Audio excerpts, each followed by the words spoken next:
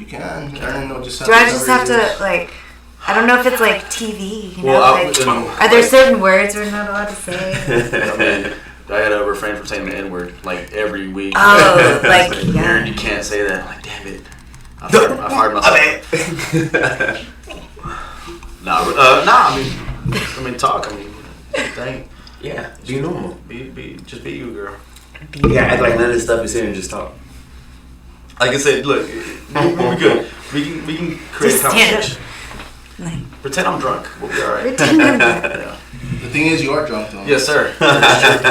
Dude, I had some whiskey. I was doing an episode yesterday and I had some whiskey during it. And oh, man, I was getting tongue tied a little bit. I was like, loose. Yeah. I was in my vans, right? So yeah. I'm in the van and because I don't have a studio like somebody over here. And I don't even have one, dude. I thought you had the key. Oh shit! No, we just kind of walk in every week. Just walk up in. Yeah. Jacob's doing privates and we're like, hey. So She'll probably be surprised when he gets her. I'm pretty sure that was him coming back. Oh, I was gonna say the you might want to use the. Yeah. I have that monster thing on there if you guys want to put your. Yeah. You get the little monster pad. Can I just do it one more time? It's a contradiction. It's actually pretty good. She's admired the sound. She a little special in the movie. They're bouquets, bro. They're Tell me bouquets. That was recorded. All right, guys, we are now. Actually, I think we are live now. Yes, sir. Apologies, surprise. That was recorded. Gotcha. Haven, she's over here.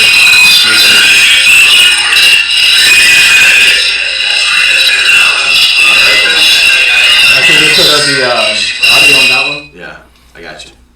You have to run it, bro. You gotta start over. All right, you know my fault, guys. Let's try it again next week. All right. Make sure you pay your parking before y'all leave. Yeah. In a daycare for the little one. Hello, everybody. It's sPidA here, DeFi Car Podcast, coming to you once again from San Antonio, Texas. As always, being joined by Aaron Suarez. What's up, baby boy? And Aaron, man, who are our guests today, bro? Today, man, I've been trying to get this guy in the studio, bribing him, giving him all kinds of stuff. I got Anthony Ivy and his lovely wife, Laurie. Mrs.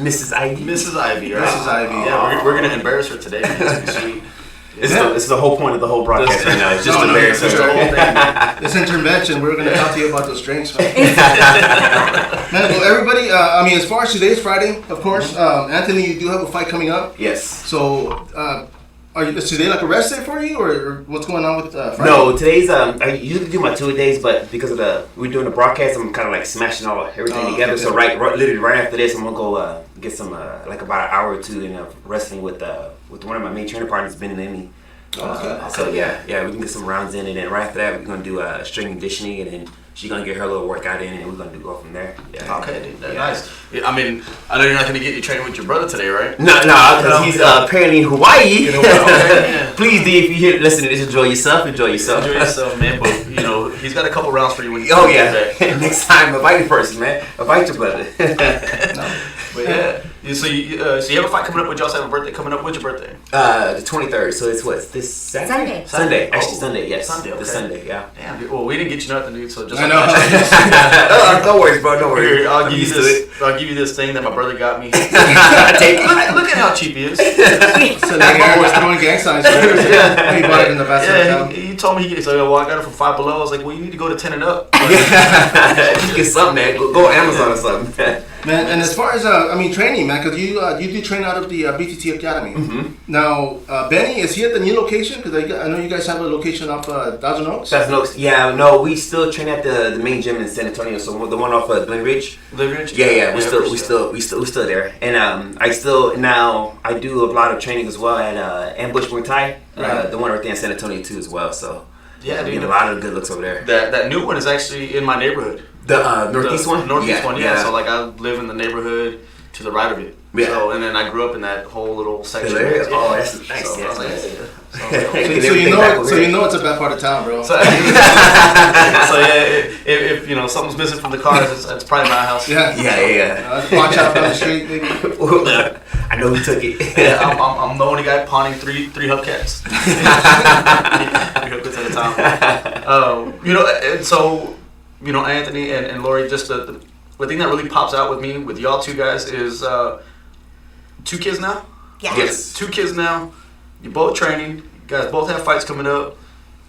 How the hell did you get that? Ah, man. Yeah, I mean, there's a lot of balance there, and then you're working overnights. Yeah. I mean, and she's working during the day, so like, I've always had an issue just with balancing between training and coaching, and then doing the family life, and then everything else. So Right. like, how do you guys make this work? Let's see. It's not people. It's difficult because it's a lot of time consuming, and especially when you're trying to get the little ones in bed on time and everything else. But I can first say it's just the motivation and just the support of my wife and everything, man. If I didn't have her support and she was always at home, that's what makes everything. So it would be a lot more difficult because of the fact that she doesn't see me and I'm gone for most of the day. So if it was one of those things, I always tell myself, this is gonna be my dream and everything. I have to involve her in this, and including with with the rest of my family and everything. Man, they have to be involved in this in order for me to succeed into being whatever I want to be in this fight game. So with the balancing and everything, man, it's for myself. I'm not gonna speak on behalf of her. I'll let her do that. But for myself, it's I work overnight. The main reason for it is because I can be able to train during the day. I can do my 2-a-days and everything else. Sleep schedule sucks. It was bad without the kids. It's even worse with the kids. But I remind myself every day why I do this, and it's one of those things that I don't want my daughters to grow up like how I did. Always wishing for this, wishing for that. Wish mom and dad was doing this for me and everything else. So it's one of those things. Just it's very it's motivating for myself. To get up and actually go do that. Me and my wife, we came from a small 1-bedroom apartment for living there for years, and we just barely got our new house and everything. Oh, congrats! And this is not coming from when I was in the UFC and everything. We didn't even touch that money. This is all from hard work, So that's good to hear too, man. Yeah. Probably getting that fighter pay later. Yeah, we need a loan, man. That's me that $10 for the parking and the daycare. Hey, let me hold a 20, man. I just want some walk around money. Exactly. I don't want to spend it. I just want it in my wallet. Yeah. But the balancing, man, it takes time. It really does, man. You can't do it right off the back. Because there'd be days I wouldn't, when I was working overnight, there'd be days I just wouldn't wake up and I was asleep during the whole day just because I wasn't used to. But she, I told her how much I really needed to train and do everything else. So she helped me a lot with it. She would call, blow my phone up to make sure I'm up. Babe, make sure did you get up? You sure training? What's going on? Are you okay? All this stuff. Still today she does it. She doesn't even need to do it. She just built that habit of doing it. So that's my balancing part, but she does her part, and she'll tell you about all that. Yeah, I mean, I think for us it's a lot of discipline. Like, our schedule has to be very disciplined. I mean, we know when we have to work, we know when we need to go to the gym, we know what we need to do for the kids, and we have to fill in the gaps for each other. When he's in fight camp or he's cutting weight, you know what I mean? That might mean that I have to step up, you know what I mean? And take over some roles with the kids in the house. But I think it's very much the training it's about more than just the fighting. It's a lifestyle for us, you know what I mean? And I think it makes us better people, and I think it makes us better parents. And so I think that also motivates us too. I know for me, the mental health comes into it. Training is my mental health treatment, you know what I mean? So it's important that I'm there. And so we like to bring the kids into that too, you know?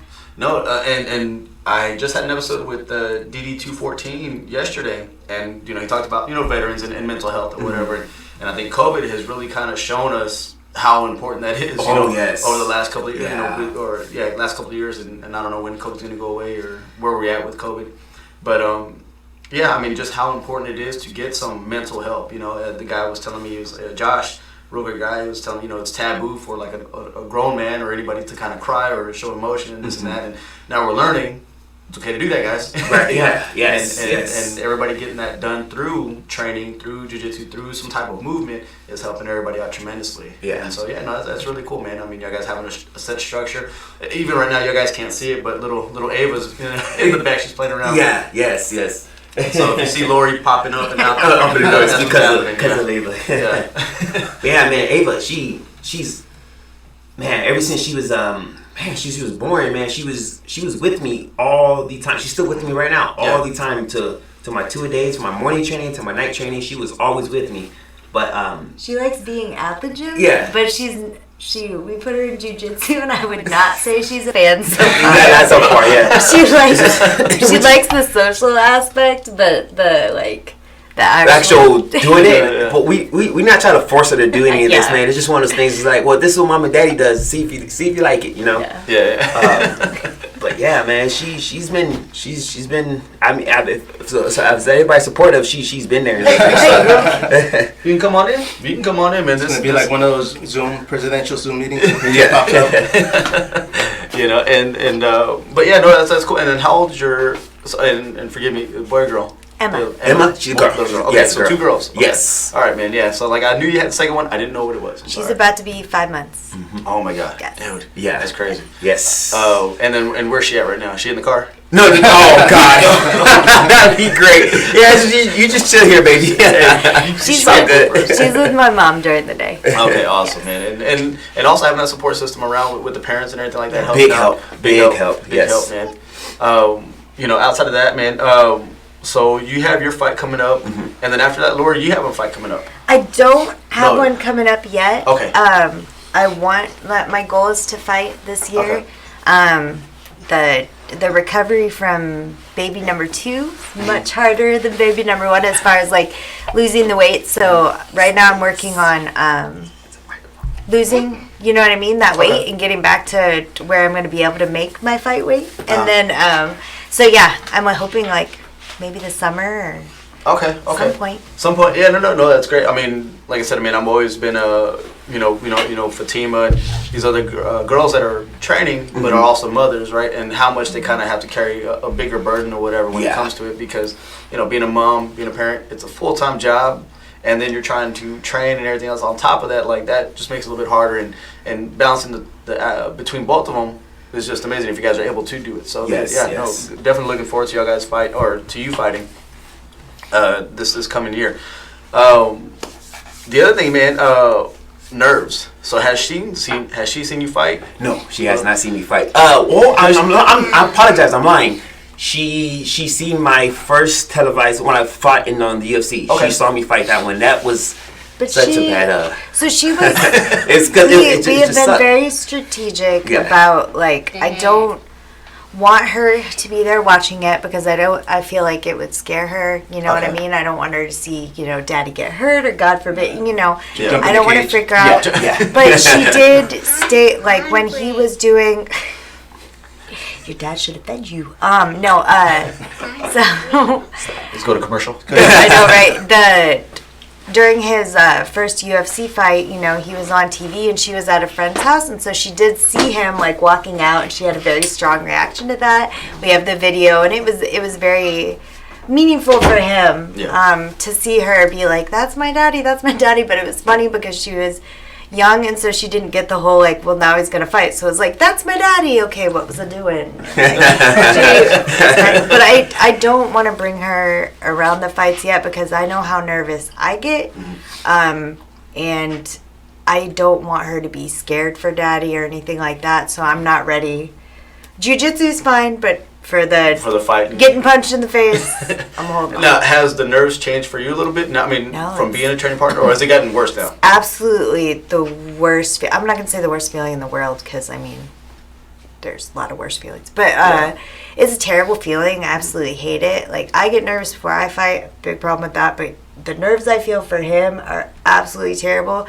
Not because I don't have faith in him, but because I know how good he is, and I know how much pressure he puts on himself, and so the thought of him not living up to his own expectations is crushing. And just seeing someone put all their heart and soul, blood, sweat, and tears into training for months, and then it all comes down to 15 minutes. Yeah, a few moments, and it's so scary. And so I think I've gotten a little better, but I'm still Still a wreck. I'm a hot mess. Yeah, during.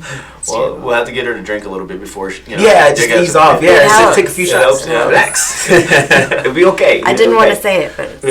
And then now with you, when you watch her fight, like, is it the same thing, or is it kind of like a little bit more? It's a little. Get off the cage, like, right? Like, I don't know. I think so. For You watced me get choked out. yeah, but see, so let's talk about that, right? So when I open something up.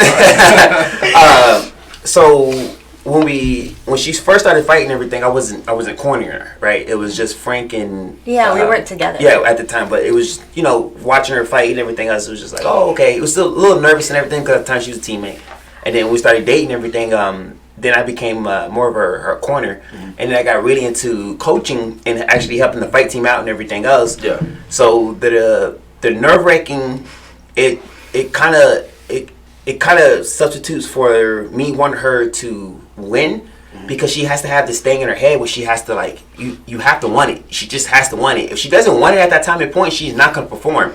But if you put in her head that she has to want it, then it'll be okay. But if she sees me, if she sees me nervous, she's gonna freak out. She's gonna get nervous. She's gonna do all that. So I can't teach myself to do that, right? Yeah. So as you said, her last fight, when she actually out wrestled the girl, and she No, that wasn't the last. it wasn't, well, the fight that you're supposed to win when you out wrestle the girl and they took the fight from you, right? Not the one you got choked out, because we talked about that, but Yeah. it's just it's not, it's like I said, it's not nerve wracking anymore. It's just more of like, okay, you want this. I know you want this. So go out there and go prove it, But she's still trying to figure, it's still in there somewhere. She's still trying to figure it out. She's a competitor, man. She's been doing martial arts since she was a kid. Yeah. She's been wrestling since she was a kid and everything, man. I don't understand why she can't figure it out or go there. It's a mental thing. Well, 100%. this whole mental issue. This whole fight game is a mental issue. Yes, you know what I'm saying? It's a big thing, and with people, you have guys that can perform in practice, but then you put them on the stage and it's not the same. And vice versa too. It's like guys, they don't really get the opportunities as much because in practice they're not really performing, but you finally put them in that pressure situation, and all of a sudden they're good. Yes. And so it's a big mental aspect of it. I mean, you ever seen those before? Oh yeah. I mean, being cage side, I've seen that a lot. Yeah. And it's just there's times where I'll be covering a fight or an event, and I see one of the fighters, and I'm just like, man, this guy's getting smashed, and then they start, and sure enough, man. But it's just like as soon as they close, it's just like boom, everything leaves, and it's just like, it's sad to see, but it's scary, man. But it's just everybody can. I guess it was saying George St. Pierre was talking about how he used to have to actually like act like he didn't care or he wasn't scared, just to kind of. I was just gonna say that. Yeah. I was just gonna press. I had to figure that out. So when she goes out there and fights and everything, I have to sit there and act like I don't care. Well, just go out there and fight. You'll be fine. Yeah. I don't kiss her. I don't hug her like we're in a relationship. I told her I'm not your husband. Yeah. I'm just your training partner. That's it. And I'm just gonna be helping you corner and help Frank do everything else, and that's it. So when we go out there, right? I don't give her no hug. I don't give her no kiss and everything else. The reason why she could perform my last two fights is because I fixed that. That little thing helped her so much. Yeah. When I go out there, I give her that hug. Go get it. Go get it. I see you when you get done, and that's it. That little fix. Because I don't understand why people do that. Like when I fight, I don't want her around me. I don't need that emotional stuff and everything else because it's gonna hurt my performance more than anything else. So when she, right before we get out there, I kiss and hug her right before I go inside wherever the venue is at, and then we go our separate ways, and then I see you after the fight. You know what I'm saying? I just don't be there right before I walk in because you will think of home, you will think of your kids, you will think of all that, and you can't do that, man.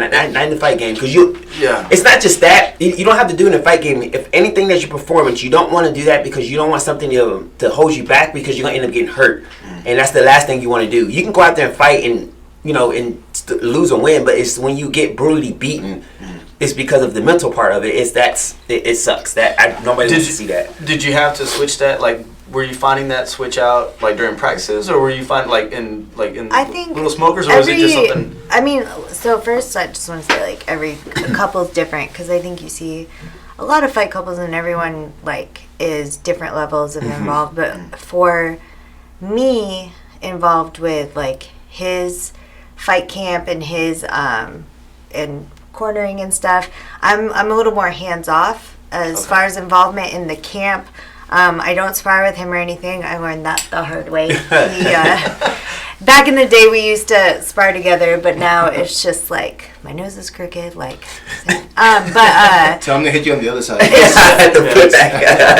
You know what I mean? I've learned like he has to be in a different headspace for that, and so I'll watch him and I'll give him some feedback, but that's about it. Whereas when I'm training for a fight, he is involved a little bit more because he is really good at watching me and telling me what I need to work on and just kind of like seeing my gaps and stuff. When it comes to right before the fight though, like I distanced myself that day. Like I do not like to be up there with him just because I'm still getting a grasp on my nerves, and so I don't want to affect him. And so literally, like we have this thing, like I'll just like kiss both his hands, little fists, and then I go downstairs and peace out. He's a little more involved when I fight. Like he's usually up there and stuff because he's better at keeping me calm.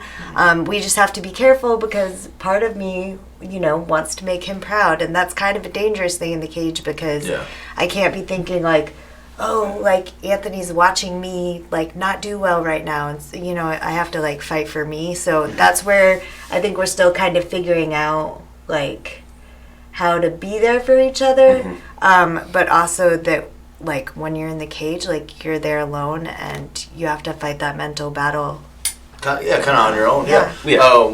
One thing I brought up in the episode yesterday with Aaron Flournoy was I look at different records, right, and the records don't always kind of tell the whole story to it. But we talk about that a lot. It doesn't. I mean, my record is 1-4. I'm sure. I just want to throw that out there.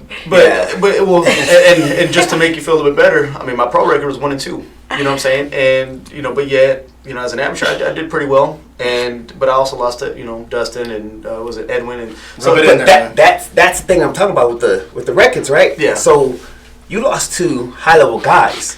So that. When you 1-2, you're not 1-2 because you're just fighting scrubs. You're 1-2 because you're fighting these high level guys and you're actually putting yourself out there. I hate seeing records when guys are 8-0 and they're fighting guys that are 0-3, 0-4, and it's like, and we're on their tapology. You know what I'm saying? It's like, oh my god, but it's I can't frustrate that stuff the most because it's like me personally is like I want to fight that guy just to prove a point that you don't belong here. You don't, because you want to go out there and get handpicked fights, but you want to go out there and fight these hard guys. All the guys that I fight have winning records. Yeah. Nobody's ever had a scrub record, man, and I just can't stand when people do that. Like if you're gonna we're not gonna get any younger in this game. Yeah. You should be retiring from fighting before you hit 40, right? I'm about to be 32 this on Sunday. I ain't got no time to be fighting no guys that are 0-3 and stuff, man. No, I gotta fight these high level guys. I gotta fight these guys with records, with names and everything else. Yeah. In order to get to where I gotta get to, man. No, so definitely, man. Don't waste your time. You're fighting guys that are freaking. And then when you go fight a guy that's at my record, that's like, okay, you've been fighting 0-3, 0-5, and you keep going from there. And then next thing you know, you're fighting a guy that's 7-2. And he's legit, and he's been fighting guys legit, and all of a sudden that you need to fight that guy. There's such a big gap. There's a big gap, and you're getting your butt kicked. Oh my god, it shows so much, bro. It's like, wow. I said, you see? Oh, I thought that was me. It's like, where did that drop? But one of the things that I looked at, and again, it was at a younger age. I was just like, Deuce King comes to mind. Yes. And the homies fought everybody from, I believe he's like 50-50 or something like that. Like he has a big record. Right. But I'm just like, well, you know what, man, that's a little bit more impressive than, at least I respect it a lot more now than some of the other guys who are 8-1 and, they're fighting the Home Depot manager, 3 or 4 times, and just because, at that point he's taking on anybody and everybody. Hey, son in line, I got you. Yes. And there's a lot of guys that don't have that. And I think y'all guys are in a generation right now where it's a little bit easier. Hey, man, can I fight this guy? I want to. Hey, if you want to move to the next level, you got to fight this one.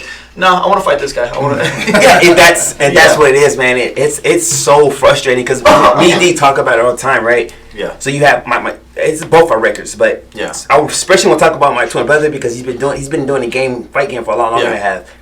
His record is what? Is he 10-5? 10-6. I'm gonna say 10-7 because I'm just gonna piss him off because of that one. Because of the kickboxing match. So officially, Dimitri Ivy is 10-7. Yeah. 10-7. So. But same thing with him, right? He's 10-7. But look at the guys that he fought. Yeah. Like he fought some high level guys, bro. Yeah. High level guys. Just because he's 10-7, that doesn't mean he's no scrub, man. Yeah. He's been, man. Yeah. No, like I said, he's been legit, man. Yes. And so going back to now everything, where did you start from? Like, how did you get into combat sports and all that stuff? Ah, man. So, going back in the day, right? You make it sound like you're so old. No, man, I've been, dang, man. You've been training for 7-8 years, and then on top of that, but I started with the traditional art with the Kuksu One off of Walsham Road. Okay. And I was under my master called his name was Lawson Palmer. So I've been training under him for about 3.5 years, 4 years, and I got all the way up to my brown belt. I was about this close to get my black belt into the traditional art, but when I was still doing my traditional art, man, I was still doing I was being bad. I was still gang banging and all this other unnecessary stuff, man. And my twin brother, being bad, that's legit what it is. Gang bang, being bad, all the same. Please stop saying that. That's what it is. That's what it is. But it's just so my twin brother. Takashi, behave. Right. so my twin brother ended up finding me. We ended up re-linking up. Yeah. And then he introduced me because he knew what I was doing. Yeah. So he was like, "Hey man, you need to put your energy into something more efficient, man, because you're gonna end up, dead or locked up. You're not being successful in anything with this, right?" So I was like, "You crazy? What you talking about?" Yeah. So that's when he introduced me to the Texas Firehouse, and then I was like, "What is this? Is this legit?" He's like, "Man, I see these dudes in here fist fighting like for real." I was like, "No, you can really do this for real." He's like, "What are you talking about?" I was like, "It's illegal." He's like, "Yes, it's legal, man. You can pay for this." I was like, "Get out of here." The cops are coming. So right. And again, man, I was telling you earlier, like I didn't know he had a twin brother because I'm training with D and stuff. Yeah. He's a little young, whatever. And so I'm just like, who's this taller black, D looking like? You remind me of a season 3 character that just popped up. D's life story is kind of boring, so they add a character, we'll be all right. Yeah. Man, so he introduced me to the, of course, Texas Firehouse, and that's when everybody was underneath Jamie Miller, and man, we just started from there, man. But it was really Frank. Is the one that really he had hands on with me, man. Yeah. He's the one like, "Oh no, you're gonna be good. You're gonna be good. You're actually gonna you can actually make something out of this, man." I had my first fight when I was a white belt, 6 months in. 6 months in. Very first fight, man. I still remember today. I can't. This is why I tell people this is you break and you fall, right? I was getting circled on, right? Mm-hmm. And this at the time I had it was Ernest, Sean Cool, and my twin brother. They were circling on me, get ready for a fight. Yeah. I had to, because we knew what the guy was going to do. He's going to try to take me down, do everything else, and Frank wanted me to strike with this guy, right? So Dimitri and Ernest and Sean was just consistent, taking me down. And in my head, I was like, I got to get up. I'm going to get up, right? So you put all your emotions and everything else, and you finally get up. I get up off the wall, right? Yeah. And Dimitri he's like, "Oh, you think you suck?" Boom, he just sucks me right back in and started just pounding me, right?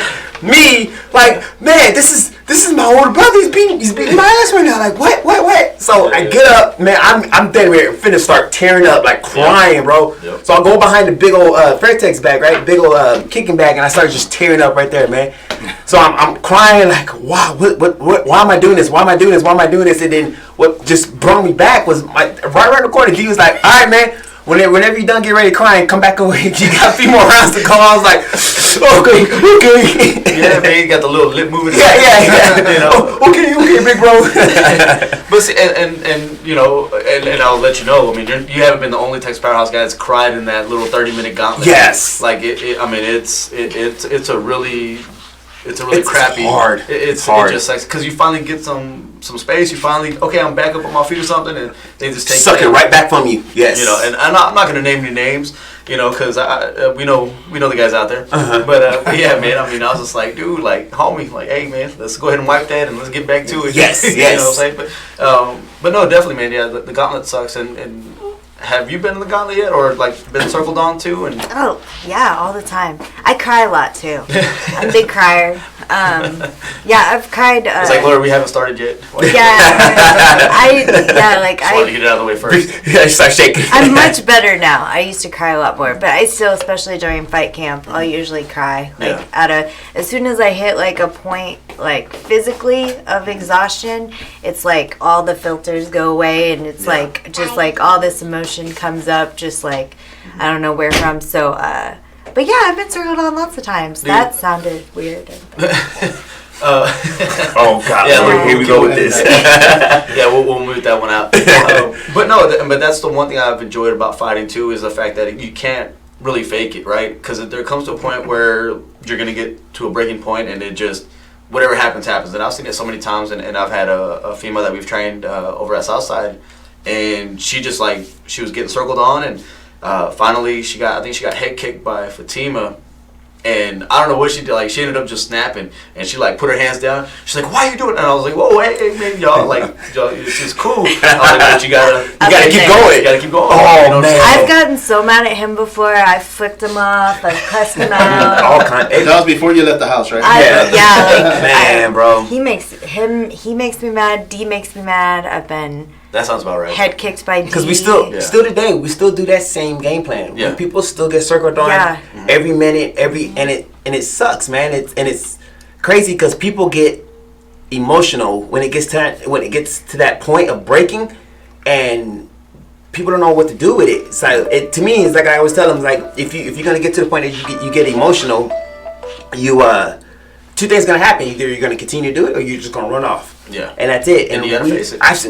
Me and D seen a lot of people just they break, they don't want it no more, and they just take off and want it. It's like, well, this is it. If you want to get better, this is what's gonna help you. Mm-hmm. Whether and I hate it too when people think I'm being an asshole, and it's like it's not. I'm not being an asshole, man. It's like I'm trying to help you to get ready for a fight so you won't get hurt. Mm-hmm. Because if you're going there and getting hurt, that means you're not training. Yeah. And that's just simple as that. I've trained. I have over 15 to 18 fights. I have never been seriously hurt. I never came out of there. I never came home to the point that my face was rearranged or none of that. Yeah. Nothing. It's all because of the hard work and because yes, pray to God, it never happens. But if it does, I want it to be at the high level. Yeah. Not at the regionals, man. You shouldn't be in here fucking having wars in the regionals, man. It's like it doesn't make no sense. That means you wasn't doing what you're supposed to be doing in the gym.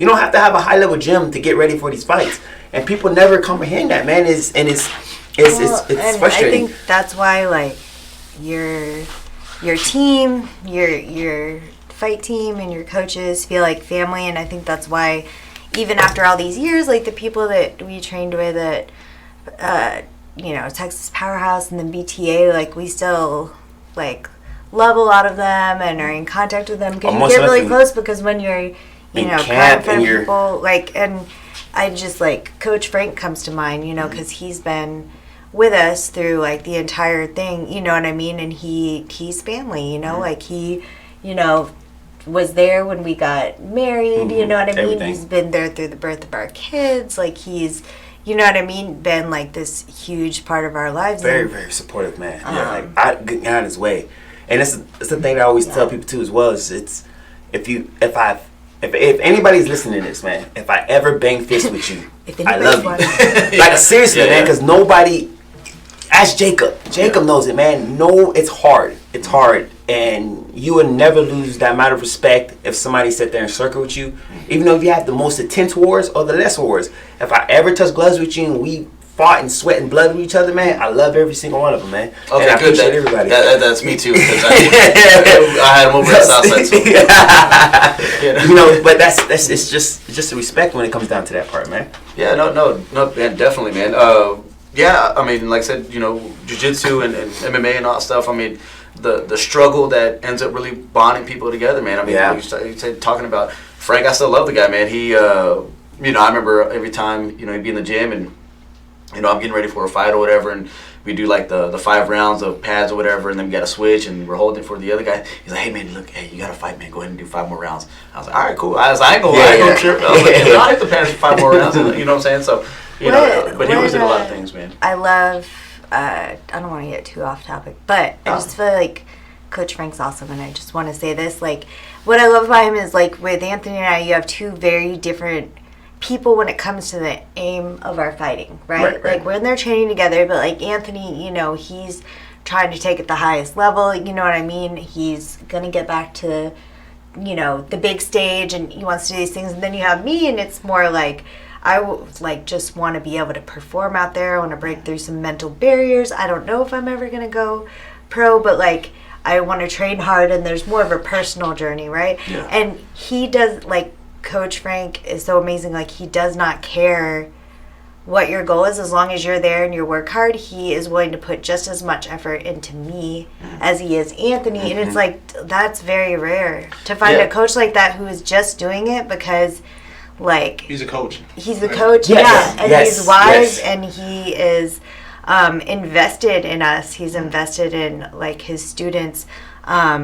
And, like, that's really been, I think, the glue that has, like, held us together. Is he still a teacher, or did he retire? Yes, he's a really good He's teacher. still a teacher, And yes. I'm saying, He's even won awards, I think. Like, he's a really good teacher, which is, like, it also shows, like, because he's a really good coach. Like, he is observant.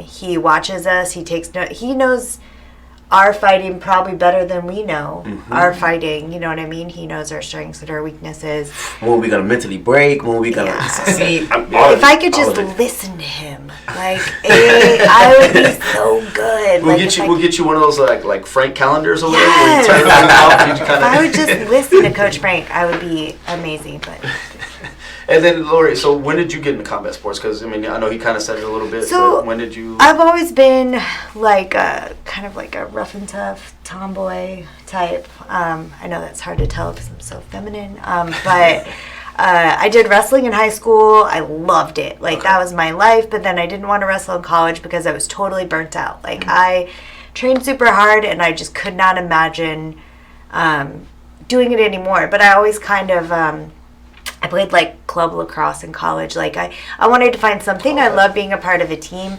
but I always kind of missed that like real physical, like, combat sports aspect. At the very end of college, I got involved in a little boxing gym, and I like that. But really, it's the grappling for me. So I always kind of felt like something was missing, and so then, I get my job, I start working, and I had heard of MMA, and I was like, I finally had my own money, so I was like, I can afford to, like, pay. So I just started, like, Googling, and I found Texas Powerhouse, and I was like, let's give this a try.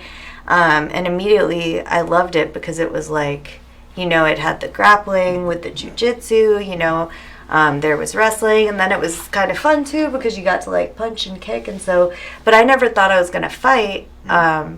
And then I'll try to make this short, like, I could go on for a while, but You could. so I didn't think I was actually gonna, like, fight in the cage. You know what I mean? That seemed like crazy to me. And then I remember being at some amateur fights at Cowboys, and I saw a woman, River. I saw her fight, and I've told her this. Saw her fight, and I was watching her fight, and I was just like, man, like, I want to do that. You know what I mean? Like, I saw her, and she just, like, she seemed just like a normal, cool person, like, girl, and I was like, wow, like, that could be me. And so saw that, and so I went to, like, Coach Frank, I think, like, the next day, and I was like, I want to fight. And he was like, okay.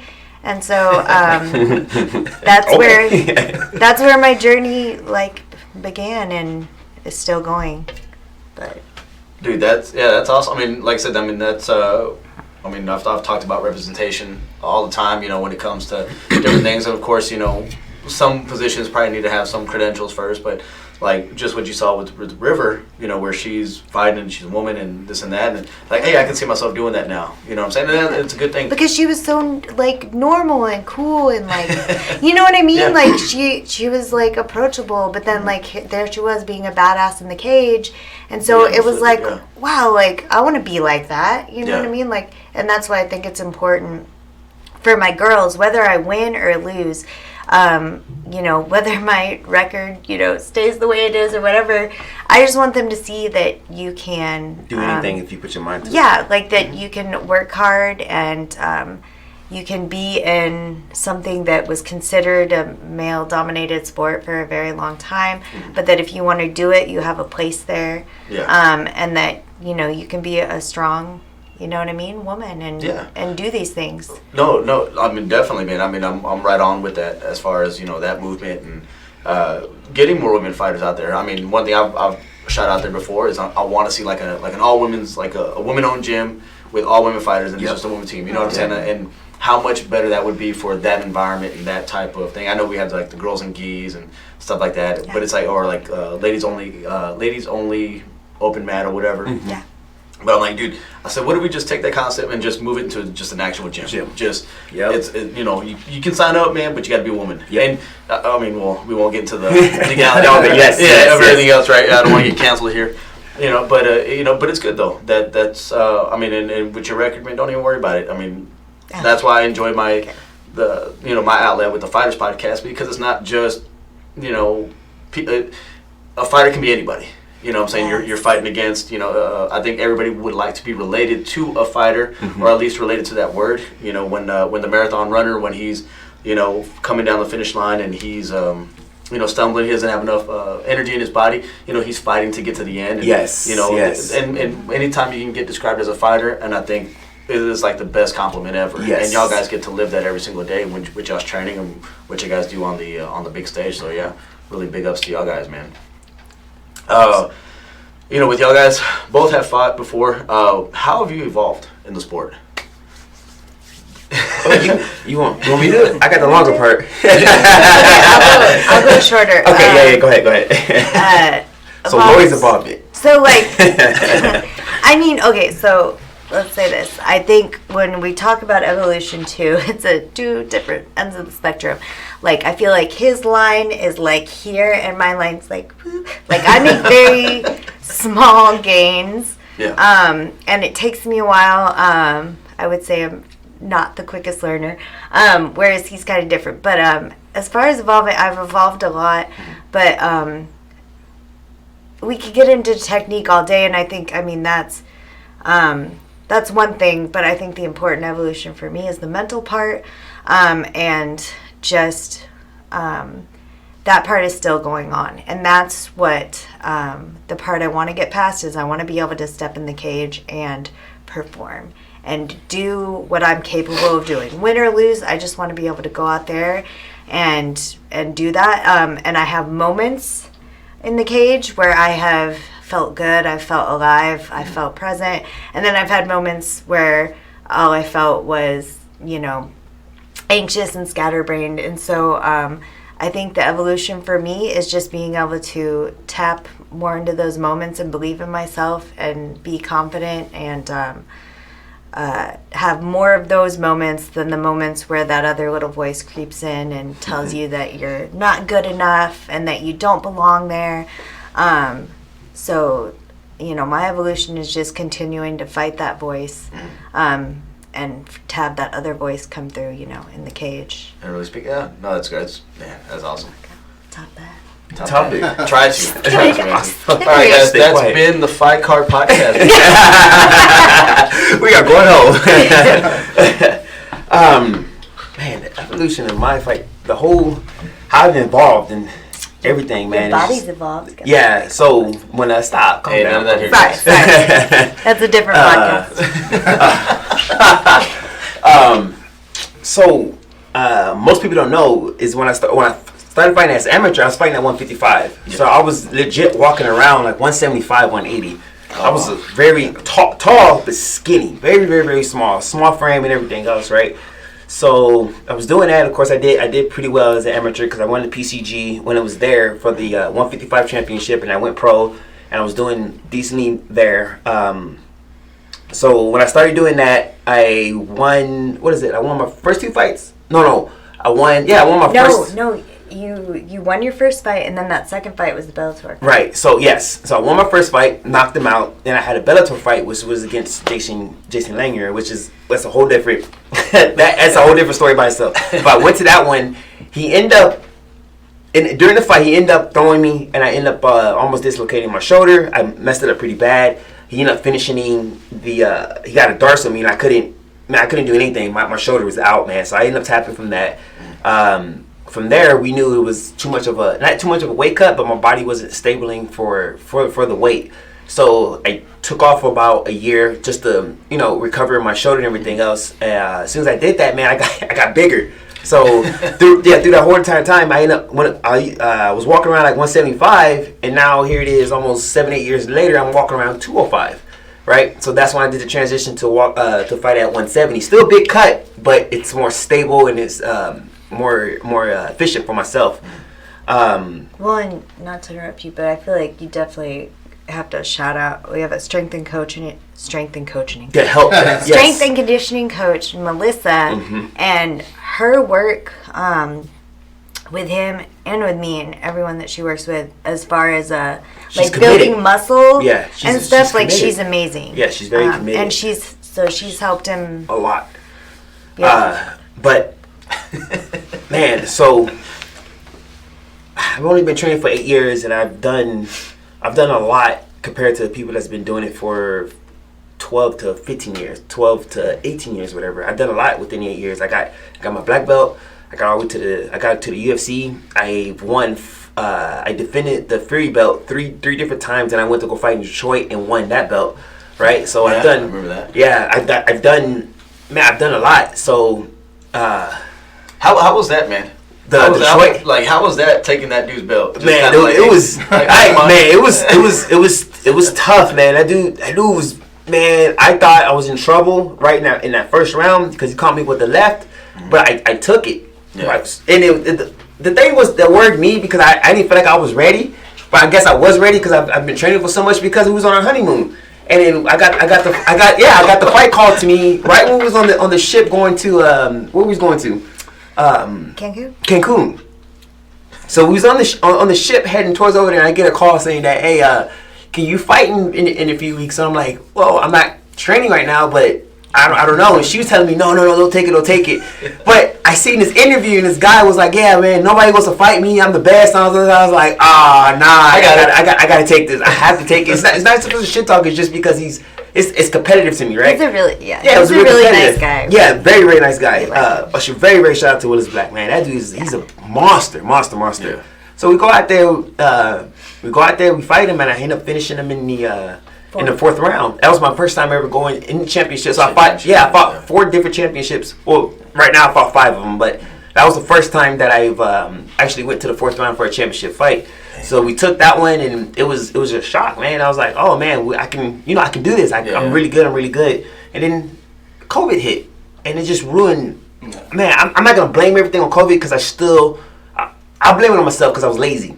I didn't look out to people. I didn't ask anybody if I was training or if they're doing anything because most of my training partners they were still doing work. They were just doing it in the garage, but I never knew about it, right? Because I didn't go out and ask. So I ended up getting a call to the UFC, and this is like 6-7 years prior to everything I was doing from fighting in my beginning of my career to over there from there, right? If people follow me, they understand the story. But during the COVID, I wasn't doing much, man. So I got heavy, man. I was walking around 215, 220, hell yeah, easy, right. Bro, right? So it was like, okay, I'll probably not gonna be fighting until like I told her I'm probably not gonna be fighting till like another year or so. Man, my manager called me. He's like, hey, I got you a fight. I'm like, okay, cool. I'm thinking it's like original or whatever, right? No, it's to the UFC. I looked at Laurie. I was like, dude, they called me to the UFC, and she was like, wait, what? I'm like, yeah. Oh, you gonna be ready? I was like, man, do I take it or do I don't take it? That's the question. Boy, you better take that. Right. So we take the fight. We take the fight. I have to cut. At first, it was supposed to be at 185. Okay. I'm like, okay, I can make that. Easy, right? But then something happens. They didn't want us to fight, and then I ended up getting. This is when I fought Christian Aguilera, and they said it's at 170. Bro, that was probably one of the hardest weight cuts in my whole entire career, man. Trying to drop 35 pounds. Trying to drop 35 pounds within a week's time. Oh my God! I can tell you, man. If you're not mentally ready for the game of just cutting the weight before you fight, man, it's not for you, man. Because that was probably the hardest things I ever had to do, man. I sat there and man, I had probably 3 to 4 more pounds, man. Dude, I never got out of the bathtub from almost finishing the weight and almost falling out because I had to make the weight, right? And nobody knows this about this right before I went to go fight. man, bro, just get out of the bathtub, fall over. Frank's there with me. He's never seen me so miserable, man. I had to, when we got done, I was walking downstairs to get to the hotel so we can get to taxi to get to the event so I can weigh in. Man, I'm sitting on the ground just groggy, just like, oh man, this is terrible, man. So I go out there, and this is my very first time ever getting rocked. So I go out there and I fight, and this dude rocks me. Boom! Lights go damn near almost go out, right? But I'm still trying to be coherent and everything else, man. I can hear the leather.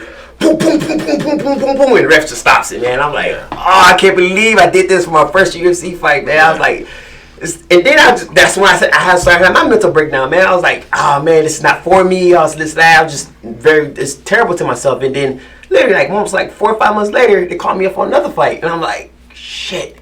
You know what? Fuck it. I'm gonna prove myself. I'm gonna prove myself. So I go out there, I'm like gunning, man. I'm like 24 attempts, man. 24 attempts to take this dude down. I get him down at least about 4 to 5 times, man. And I end up still losing this fight. But I'm like, dude, I'm fucking working, and I'm still losing this fight. But they count the hits, because when I was trying to attempt to take him down, he wasn't defending them. He was just like doing his little rabbit punches. They was counting it, and we didn't know about that. If I knew they was counting those punches, my urgency to take him down would have been quicker, or I would never shot so many times. But we didn't know about that. And once again, it was our fault because we should have read the rule books for that, right?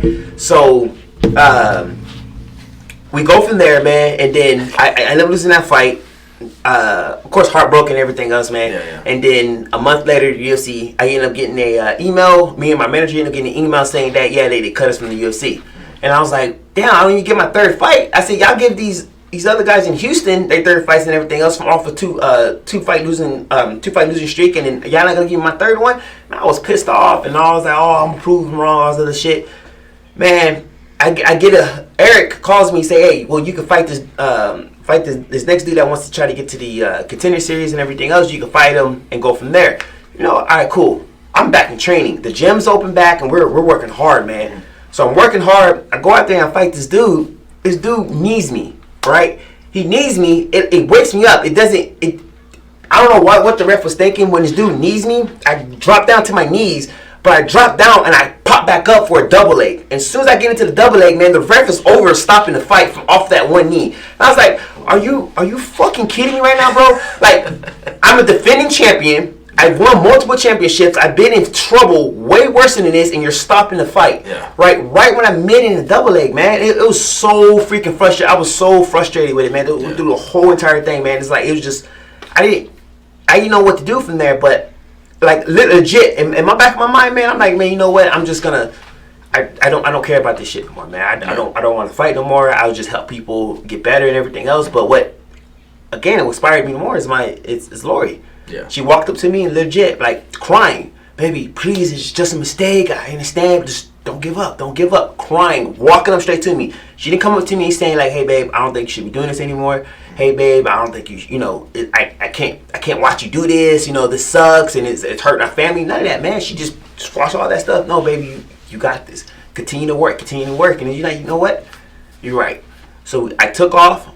As you can tell, I took off for like 6-7 months, and now here I am about to fight again and everything. But this was gonna be way different, man. But that last fight was it's frustrating. Just a good little wake up call, man. Yeah. And the fact that it seems like she knew what to say already. Yes. You know what I'm saying? Like, she's probably already heard you a couple times. There's it like, and this is where our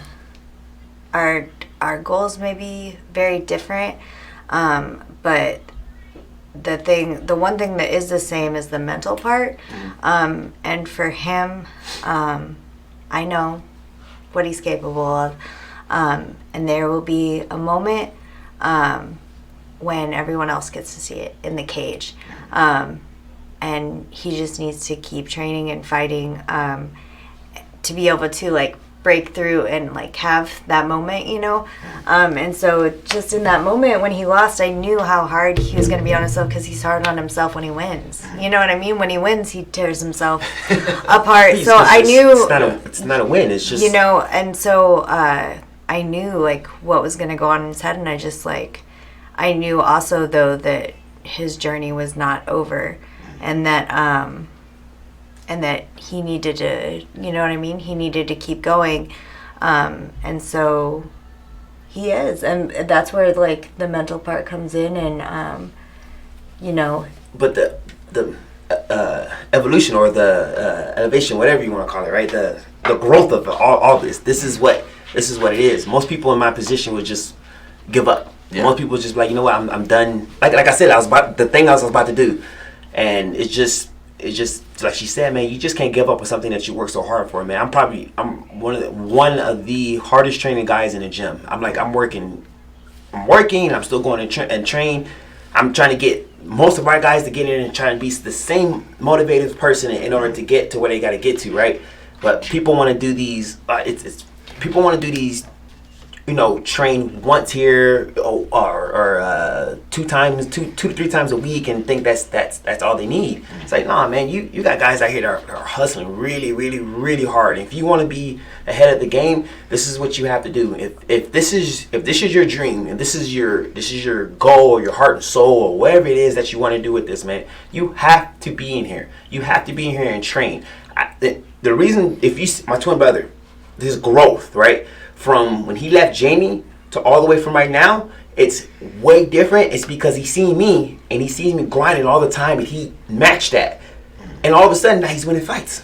Left and right. He just won a fight against a guy that was to me, I call it like a UFC gym because they have all these UFC fighters. This guy is coming from a legit gym with all these UFC fighters and smoked that guy. And this guy was supposed to be a harder grinder than Dimitri and grinded him.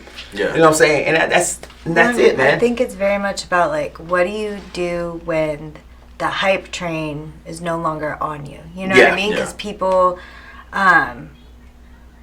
people start to lose interest. They, you know what I mean? You're not a hot thing anymore. They, you know what I mean? And, but, like, his focus, his training hasn't changed. You know what I mean? And I think it's not about, like, proving it to other people anymore. It's just about, like, proving it to himself. And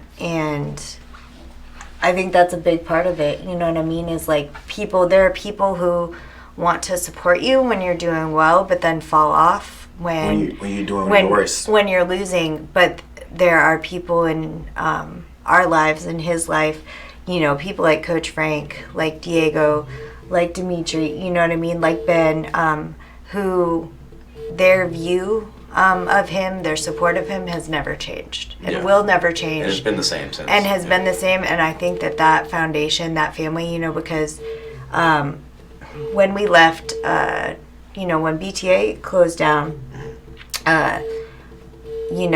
we found a new home at BTT, and, like, Diego really opened those doors to us. Oh, it took time. It took time, though. Yeah. It took time because he thought we was one of those guys that go in there and just bang each other's heads and everything. It took time. But that became our new home. Yes. You know what I mean, and our new family, and so and that family has been very, very supportive, and it's not about the wins and losses with them. Like, they see you grind and not giving up.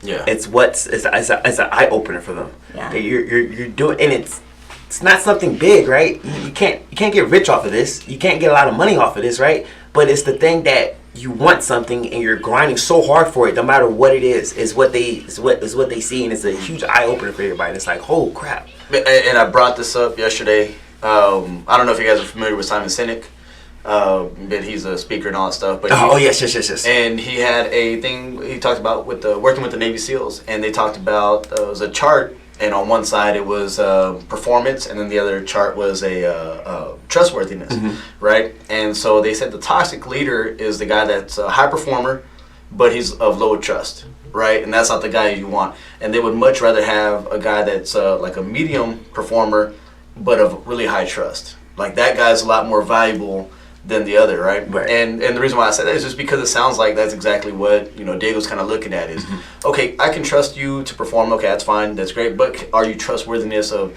taking care of some other guys? Are you trustworthiness of growing the gym or going to kind of having integrity, right? Yes. Yeah, and that's going to make a successful gym in the long term. So that's really cool, man, that you guys have a lot of guys like that around y'all. You kind of, like, hit on too, like, I think what I really liked about being invited into this interview is like being able to like be a voice for like the other side of fighting that's very much about like you can still have a lifestyle doing fighting and stuff like that even if you're, you know, not UFC material.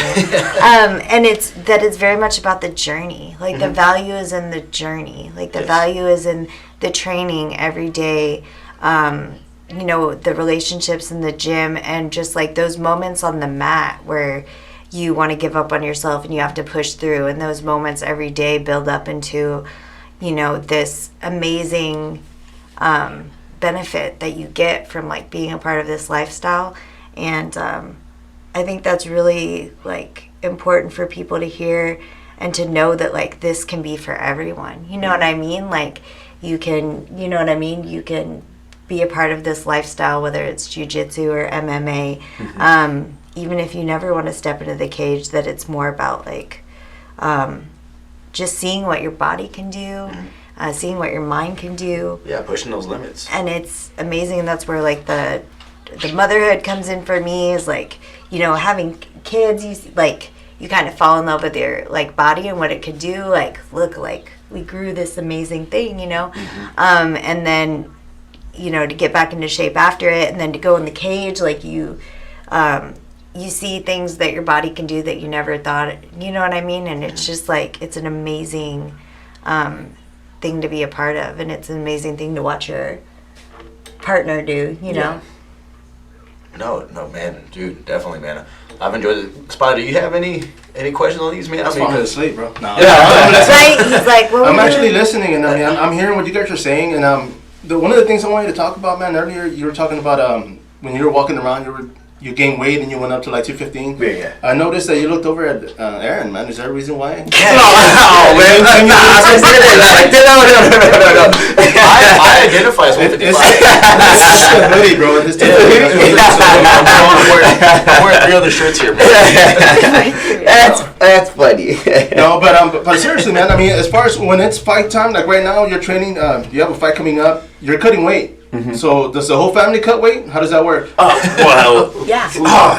Technically, yeah. I mean, because we all eat of course, together. Oh yeah. Whatever, but Except she when I'm actually making my diet plans or whatever it is, or if I have to make meal preps and everything, she gets them too as well. So well, yeah, because like you don't want to be eating a pizza next to right? No. It is not steak fun and stuff. to like sit there and eat pizza, and he's got like a salad. You know what I mean? Like that just makes me feel like a chunker. You know. So it's a good opportunity for like the whole. Well, not really Ava. I mean, she doesn't. I was gonna say, does she maintain like anyway. a 30-pound, 40-pound like weight? Like, right? You know what I'm saying? Cut it to 10 pounds. She's a whole. I could do a whole podcast on like toddlers and eating, but there you go. There you go. But no, it's a good opportunity for the whole family. I mean, because also like we're not gonna buy separate food, so. I mean, you could, but you're gonna go broke doing it. We're all gonna be healthy together, you know. You're like, yay! Right. Yay! Love health. You'll start next weekend. Whatever you Right. Now, as far as the opportunities, man, because obviously, I mean, I've followed your career being here in San Antonio, Appreciate it. and one of the things about it is that, like you mentioned, I mean, you go out there and fight. Yes. I mean, a lot of the opponents that you've had, the one you talked about in Detroit, man, that one I was looking forward to because I knew who the guy was, and I knew he'd be a problem. Yeah. I mean, in my head, I'm thinking, okay, this is going to be a test for you or for him. Yes. One of the things that me and Aaron always talk about is the fighters having the home advantage. And I see it as a big boost because he's local and he's got his friends.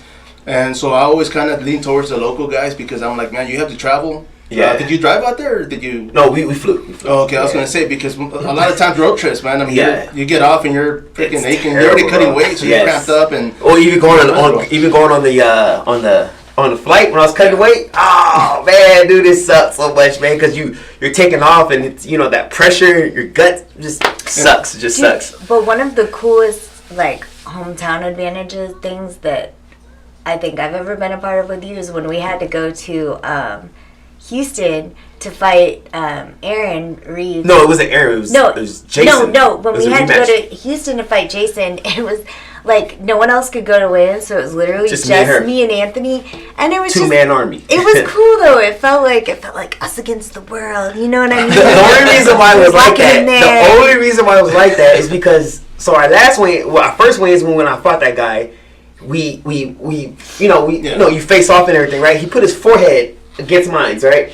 And he was pressing against there and everything else, and I kind of like, try to be humble. Oh, okay, whatever. And I remember Frank telling me, he was like, "No, man." It was like, "What are you doing? You don't let nobody do that, man." He said, "I don't care who that guy is, man. You don't ever let nobody do that." I always remembered that, right? Yeah. So when we got back there, and actually, that was crazy because Kimbo Slice was on that call. Yeah, but and he actually said stuff to you backstage about it. But so we go out there and so we're at the Houston weigh-ins. So we go out there, we weigh-ins and everything. That's right. Everybody's all hype. We're in the main event. So we weigh in first, and I'm like, I had a feeling he's gonna do that. He's gonna do that shit again, man. So I have my belt and everything, and I'm defending my belt against him. So we bump heads, and he starts pushing against me. I'm like, man, you know what? And I kind of like damn the headbutt, right? Boom, right? And he gets all pissed off, man. He pushes me, right? Man, I dropped that belt, bro. I said, we can fight right now. I have no problem. Aaron's like, no, right here, man. And then Aaron comes around the corner, talking all this mess, la la la la. And my wife, like, 5'2" girl, man, she's over there like, see, that's why he knocked your ass out the last fight. And I slapped him before I fought his teammate. And he's like, you over here talking mess? I said, man, bro, you can get it too. I can get all y'all right here. But it was literally just two of us, bro. And me and her, like, they had all the Houston guys, man. And me and her just walking out of there. It's like, oh, I really man, tried. Like, I was like, I'm gonna be like a monk. I'm gonna be zen. Yeah, right. Like, yeah, right. You know what I mean? Like, as soon as the fireworks start going on, she's the one lighting the fuse. I'm a peaceful, loving human. I really am. And I have had so many moments where I just get way too defensive of Anthony. And that was one of them. And I just, like, this switch goes off and I just get... I just get like very Jerry Springer, like real fast, and it's a little embarrassing sometimes because I'm like I'm not. Let's talk about it some more. We're getting a few more heads. Keep going. Yeah, they're like that lady has kids. Like, oh right. But it's fun. But I think going back to like the hometown thing, like it's kind of fun sometimes to go into an environment where people are expecting you to lose. Mm-hmm. I think my favorite moments have been when Anthony's won, and there have been like the other person had huge amounts of fans, and it just kind of like shuts you can hear a dime drop, bro. Yeah, that's a very good feeling. Yeah. You know, that's and honestly, I think he does better sometimes. Because I know how to deal with the being adversity. The underdog. Yeah. This is why I tell our guys. What he's used to. This is what I tell our guys, man. It's like it's different when. It changes you. It can literally change you in that little split second. You hear your crowd, you got nobody, and you hear this dude's crowd, and next you know you just feel that energy, just like but you got to use that. Make a point, like, oh, okay, I'm sorry, man, but you about to be locked out for your girlfriend, or your wife, cousin, kinfolks, whoever, your grandma, like, come on, man. There's just one thing in front of the grandma. Back in watching Pride, man, one of the things they had interviewed Wanderlei Silva, and they were asking him how he felt fighting in other countries, and he says, man, whoever I'm fighting, that's my name. So when I hear people cheering for him, they're cheering for me, and I was just like, oh damn, like I had never thought about that. That's a good one. And that's one of the things I would tell fighters here, man. I would always tell them like, hey man, no, you're gonna fight out of different city, different town. I said whatever that guy's name is, man. As soon as they start, I said that's you. I said so that's your name. So as soon as they start yelling for him, I said use it. And it, some people are like, oh shit, like it kind of changes your mentality because now you feel that. And I'm that guy now, so it's like they're yelling for him. Because you're not taking underneath them. Yeah, but I mean, that's one of the things I loved it, Wanderlei, man. But, I mean, the guy destroyed everybody, so of course, it's just, I mean, he made his own fans. But, I mean, anything like that, have you ever done anything like that? I mean, I know earlier you said you heard their friends and sharing and everything else, but, I mean, using that, like you said, for but I use it. So when that happens to me and I feel that energy, like I said, I just take it and I'm like, to me, it's not so much like, oh, that's me. It's just proving I want to prove everybody wrong. Yeah, I want everybody today is about to see a whole different. I'm about to prove all y'all wrong right now. It's just it's crazy. Same thing with the Washington fight. When I fought Washington.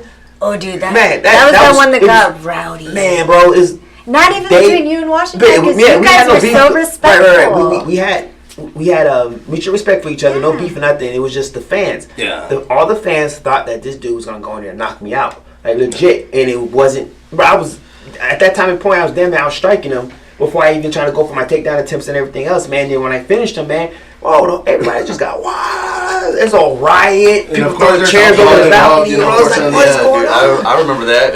Yeah, that was a crazy fight. Jesus, man. Well, it was so crazy because that Washington, he's so nice and he's so respectful. Yes. And him and Anthony had we had no beef, nothing, dude. They were fine. It was just, I guess. I swear that in the cage, we all was like, "Hey, y'all, calm down, man." It's like this is ridiculous. Everybody's just okay. It's crazy. I mean, the fans. PD came.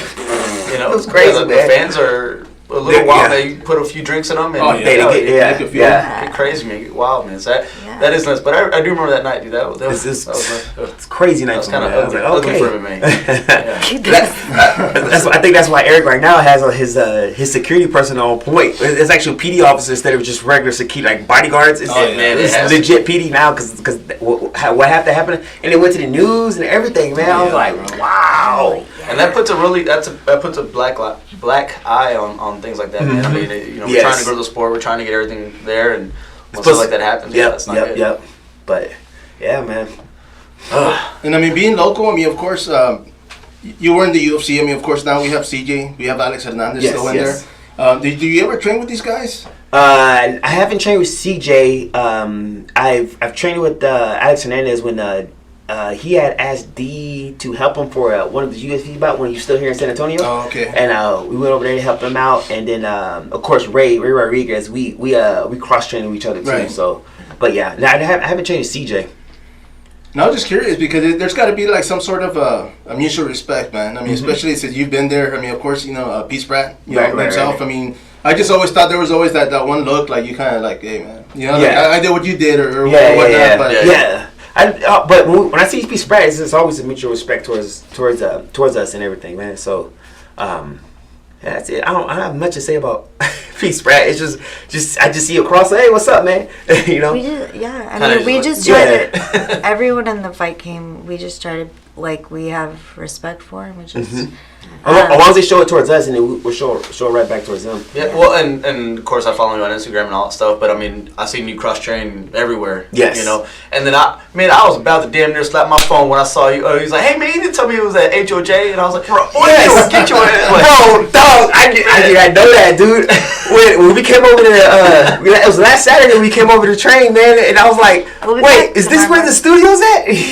Jacob's like, "Yes, bro." I was like, "Why did D didn't tell me this, bro?" He's like, "You literally like about 15 minutes down from the road from the house." I was like, "Wow, D." When you come back from Hawaii or where we I'm gonna slap him. But you gotta hold him down for me because I can't do it on my own. and now this fight coming up, man. What weight class is it at? Welterweight. Welterweight. Yes. And what are you walking at right now? See, I was at 205. Right now, I'm probably like about 190. And I mean, closer to fight week. I mean, what are you weighing at? Closer to fight week, I'm probably like 185. Okay. Yeah. And everything else just water weight? Yes, everything. I just cut the water weight and then get back. And then I jumped back to them at like 190, 192. Oh, damn. Yeah. Damn, dude. Yeah, that's crazy, man. Yeah. Now, would you be opposed to same-day weigh-ins? Say what? I said, would you be opposed to same-day weigh-ins? You weigh in the same day that you fight? Oh. Man, fighting at 170? I couldn't do that, bro. I couldn't. You know what? I would try it. Because it's the competitive side of me, I would try it. But if it was like an ongoing thing, I'd probably be fighting at 185. Yeah. And I was going to say, like, what would you fight at if you were to start doing something? Yeah, if I was doing that, and I'll fight at 185 because I'll feel comfortable. Because I have to drop my weight down there in order just before I start even like dropping the water weight. So I'm still hydrated and everything else on that point. But yeah, man, it'll be 185, 170. I'll probably get it good like 5 minutes and hey, we're good here. Now, as far as this fight coming up, man, who else helping you for this bout? I mean, it's for your teammates, but who else is helping you in there? Get ready for the fight. Oh man, so I have, of course, my twin brothers helping me. Of course, Frank, and then the majority of the guys I have Avery Brooks, Ben Lanier, the guys from. We're actually cross training over here at HOJ. And a bunch of the guys from Ambush. So yeah, like Peter Sonorik, Marcel, and the whole entire crew. But Bobby Peaks and his crew. Yeah, so they're helping us a lot. We made our transition over there about a few months ago. So I mean, we've been over there cross training for over like a year or so, but actually making a transition, actually like, no, this is where our we're gonna evolve in our striking. This is where it's gonna be at. So yeah, ambush is helping us a lot too. Well, and we have 2 other guys on this card too, AC and Roger. No, not on this card. They're fighting at Peak. I was just kidding. But they're in camp too. But they're fighting. Well. That's gonna be February. So y'all guys be fighting February 6th. Yeah, and they're fighting February 5th. Yes. I mean, that's 1 day away. Yeah, but they're in camp too. But they're in camp too, and we have all of our training partners there. Give a shout out to AJ, Josh. Well, Chris Suarez helped me with the pad work and everything else. I mean, I'm putting 2 to 3 days a week in with them. So you're putting a lot of miles, man, on that car. Oh yeah, and going to different places. That's my truck. Oh god, bro. Gas prices. Yeah. And man, I was like, I gotta get a motorcycle, man. How much I'm driving around? No, you don't. I tried. Hey, little by little, man, get like a car seat or something like Yeah, that. the little bottle next to it. See, everybody with sunglasses chilling. Now, this fight coming up, man. Tickets they're still available, right? Yes. And I mean, of course, people can buy them online. Yes, you can buy them online, and I think it's Fight TV. That's what it's called for the Fury UFC. It's called Fight TV. That you can get it. That you can buy the tickets online and everything. And then when you buy the tickets, you have to, if you're whatever fighters you're supporting, which should be San Antonio because everybody in San Antonio is fighting. You select that fighter and then they get credit for it. And of course, if they don't have anybody, they can pick yours, right? Yes, of course, yeah, 100%. Yeah, if you can, give me all the credit. Yeah, y'all got to cut from those sales. Like if they click on your name? Okay. Yeah. If you, yes. It's just like if you sold the tickets in person. Yeah. Now, are you a fan of that? Selling them, by hand or anything like that? Or yeah, I'm a fan of both ways. You should be better selling on because not everybody. Nowadays, man, people don't. It's crazy, man. People don't carry cash, man. Everybody's all with the Cash App and sending it through the phone and everything. So everything is basically online. I promise you, in a year or two, everybody's gonna literally be selling tickets from off online. Oh yeah. You get more. I think I have more credit from selling tickets from offline than I have in person. But it's better because you don't have to meet people. You don't right. It makes it easier to manage. Yeah, dude, yeah, that's crazy with that digital world. I finally got a Cash App, so I got like $14 in there. So I'm living pretty high right now. Big money. Yeah, but I'm a fan of cash, man, because my credits and all that stuff like that, it'll go quick because there's no like emotional attachment to it. But man, I got $60 from like 2 years ago still in my wallet because I ain't trying to. I ain't trying to touch it. I say, nah, man, put this on the credit card. Yes, man, yeah. But yeah, it's with the whole ticket selling, man. I remember. Man, he was trying to sell from the amateurs, just like you said, meet up with people and everything. It gets confusing, man, because it's just like, oh, you can meet me here, or oh, okay, they're working at this time and everything else, man. It's hard. It's real hard, man. So and especially right now, I mean, you've been training for the past 2 weeks now, and I mean, it's going to be hard for you to meet somebody when you're heading that way and they're over here on the southeast side of town or whatnot. Especially when you cutting weight, man. It's like, man, I gotta lose 5 pounds right now. You over there taking this shit, like, come on, man. Nah, they should be coming to you, man. Don't be driving to nobody else. Yes. You have any sponsors for this fight, or like how does that work out? Like, what do you do on that? Well, my management team they help me with the sponsors. So whatever they say, do you like this idea? They say like like Manscaped or what's other sponsors? I love Manscaped, boy. That shit. Boy, look, it keep you fresh, boy. you want Willie retired, man. So dude, wipes might be up for sponsorship. I don't want to take that from. But you got you're doing the Lion. Lion Fits Foods. They're really good. If you need meal preps, hit them up. Okay. All right. I actually have the owner coming in next week. I believe. He's awesome. Yeah, because I wanted to bring him in just because I knew he was working and with his kids a lot of are fighters. so cool. Yes. They're so amazing. So buy lots of stuff from him. Of course, I had great fight companies. Actually, the sponsorship within the gym for BTT. So they sponsor me, so I get a bunch of clothing, whatever I need for the fights and everything. Or for training, they give me through. And that's actually I thought it was ran through Diego. It was actually ran through his wife. His wife runs that business. Oh, okay. Shout out Denise. What?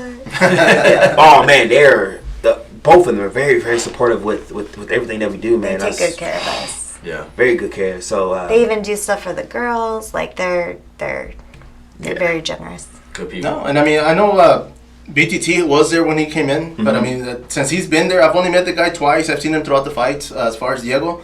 But I mean, you can tell, man, because obviously he travels a lot. He competes a lot. A lot, yes. And that's one of the things that I mean, you got to respect it, man, because a lot of people, especially in Brazilian Jiu-Jitsu, like, they don't want to lose, so they don't compete. And so it's kind of like, but the fact that he's still out there doing it, trying to do it, yes. damn. Well, and they're another husband-wife duo, which is cool. Like, Denise and I were just rolling yesterday, and it's just cool. Like, they're not just, like, owners. They live in the lifestyle, too, you know? Oh, yeah. And she's a mom, you know, she's a mom. 2 kids. 2 kids as well, so. Man, dude, just a whole bunch of parallels like that. And I know you guys take your kids to the BTT. I mean, and we joked about it the other day, man. I mean, do you guys put them inside the cage and let them run around while you guys work out, or how does that work, man? Yes! Yeah, I mean, if they... Ava's old enough now that, you know, we can let her out of the cage a little bit. Yeah. Emma, I don't bring us around as much right now because she's just with the heightened stuff COVID, going on with yeah, COVID. I right. wanted to keep her away from people a little more. And she's at that age, it's really hard to train her if she's there because she, like, just wants to be held. Yeah. Yes. She's so little, like, she can only do so long in her car seat. So, like, if she's there, the training's not going to be great. But Ava's old enough now. She, like, the gym's a second home. She runs around. She plays. She loves Bella, Diego and Denise's daughter. They're, like, best friends. So they'll play a lot. Like, they'll run around and just be crazy. So It's crazy, right? That we have... Like, you got people... You gotta understand, it's like, it's a violent sport. We're sitting there punching each other in the face. Like, I'm working to get ready for a fight. And my daughter just sitting there watching me, just, you know, we just sit. should we be saying that in the podcast? I feel like we're going to get, like, reported or something. For what? Are you serious? What? No, But you hey, know what? guys. I mean, it's so much more open now these days, man. Yeah. Because even like when it first started, like for me, when I first started watching like VHS, like MMA, I mean, it was mind blowing. I mean, of course, it was bare knuckle back then, but I mean, it's bring that transitioned into a back. sport now or entertainment to where, yeah, I mean, kids are cage side, and Yeah. I've been there when you know you guys are sparring and the kids are right there by the cage, Yeah. man, just watching, and It's just the like, same thing like if they go watch the fight. I think it's very important, and this could be a whole podcast too, so I don't want to get into it, but the whole, like, gender thing, like, I think it's really cool for the kids to see, like, females training alongside the males, and, like, at the gym, like, especially, like, the little boys and little girls to see, you know, the women out there on the mat doing the same stuff, you know what I mean? I think it's very powerful, and I think it changes the way that they view women as equals and stuff like that. And I think that having kids there and growing up being like, yeah, like, men fight, men do jiu-jitsu, women do jiu-jitsu, I think that whole thing is Just very, very powerful. And Ed can't go to school saying that mom and dad will punch each other in the face. Yeah, we got to see that behind that gets a little iffy. I'm like, no, it's fine, I swear. Like, but I just think it's cool. doing the pickups and you got a black eye and you got to explain to the teacher. Oh, the pediatrician, yeah. Oh man, I felt that was so awkward, man. It was She's the like, first and day. is mommy okay? is I'm mommy- like, yes, we're both fighters. Like, What? I looked at her like I was like, oh my god, I was like, whatever, dude. I just chill. my first OB appointment when I was pregnant with Ava, I had like a black eye, and he brought it up, and then after that, he knew, like, okay, like. It's like, are you sure you had to show them the highlights and stuff? Yeah, you Yeah. have to. You're like, hey, look at Man's here, man. Yeah. Yeah. No, hey, blink twice if you need help. She does it on purpose. Man, you blink twice if you need help. There you go. Y'all got it all wrong.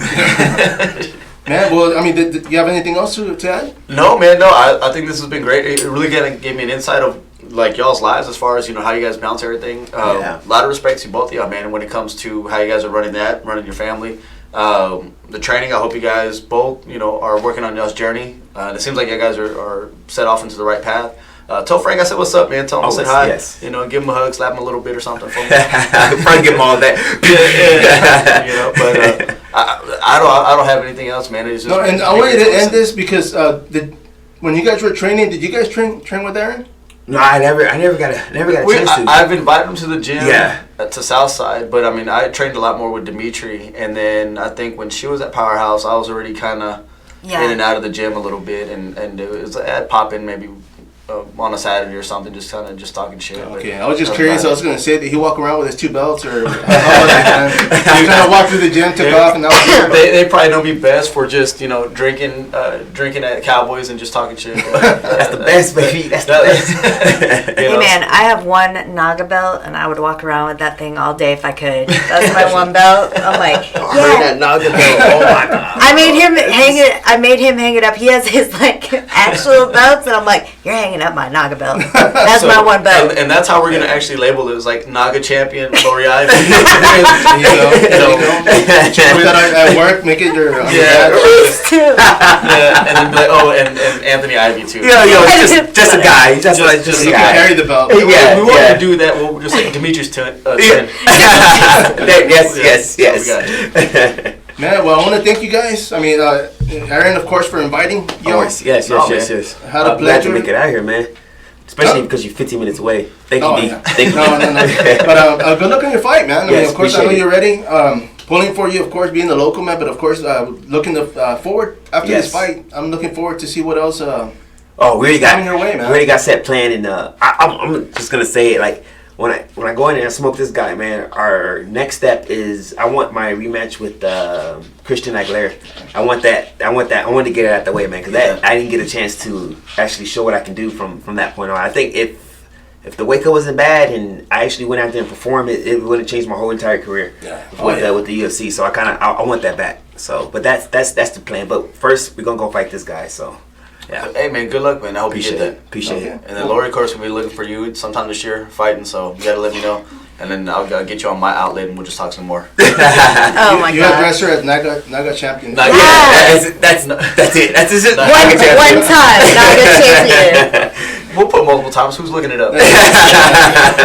We'll say it was before everything went online. It was before TDLR was a part of it. So yeah, multiple time Naga Champion, Laurie Ivy.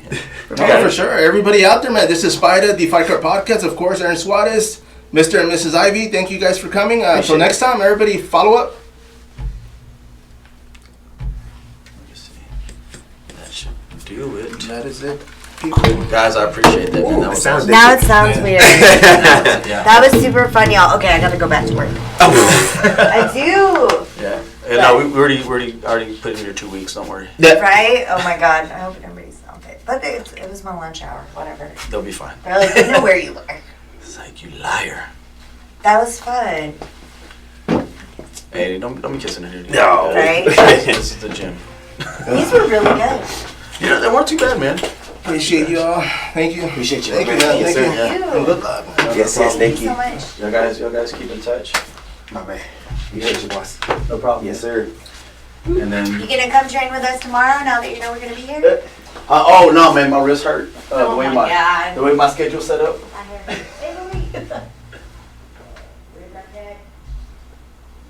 Ava? Okay.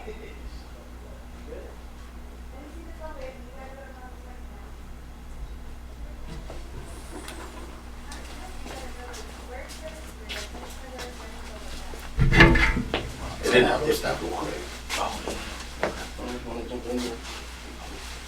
Hey, yo, Anthony, Laurie. Right quick. Real quick.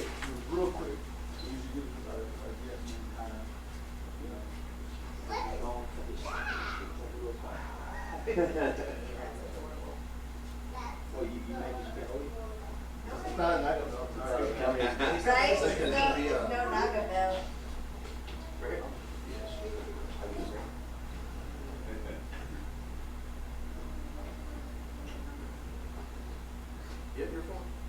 I'm sorry. He didn't pay the ticket.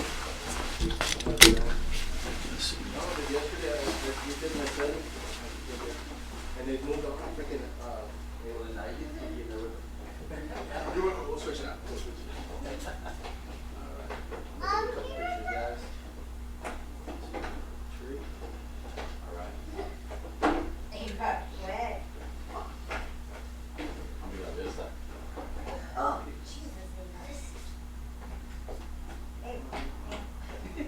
There you go. Aw. You want to jump in there real quick and then we'll go ahead and finish Yes, it? that's nice. You want to lift it up? No, I'm gonna. I don't want to look at that.